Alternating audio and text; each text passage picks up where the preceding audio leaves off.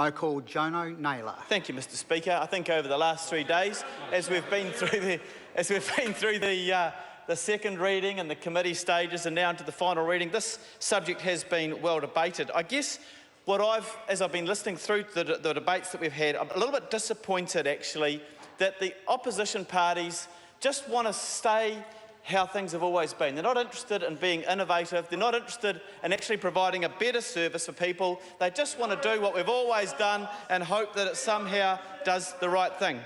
Mr. Speaker, government MPs have had a number of accusations levelled at them over the last few days. The first one, and we've just heard it again from Ms Sepuloni, that we're being ideological. Well, actually, Mr. Speaker, the ideology has come from the other side of the room.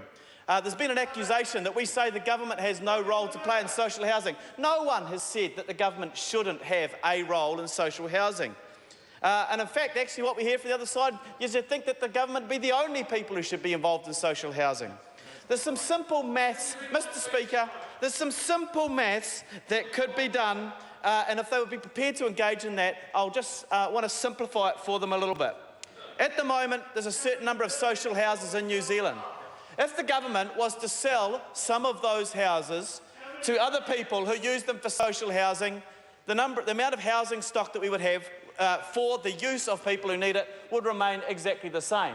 If, however, the government then uses that capital that it's received from the sale of some of those houses to buy some more and improve their housing stock, guess what?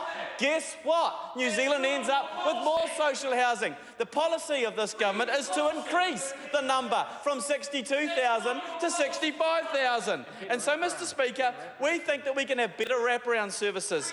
Mr. Speaker, we are committed. This government is committed to good practice. Good practice doesn't put ideology or sticking to old ways at the forefront. Mr. Speaker, this puts the people who need it most at the centre of what we are proposing. Mr. Speaker, this is good legislation. It will make social housing in New Zealand more flexible, more responsible and better serve the needs of those people in New Zealand who need it.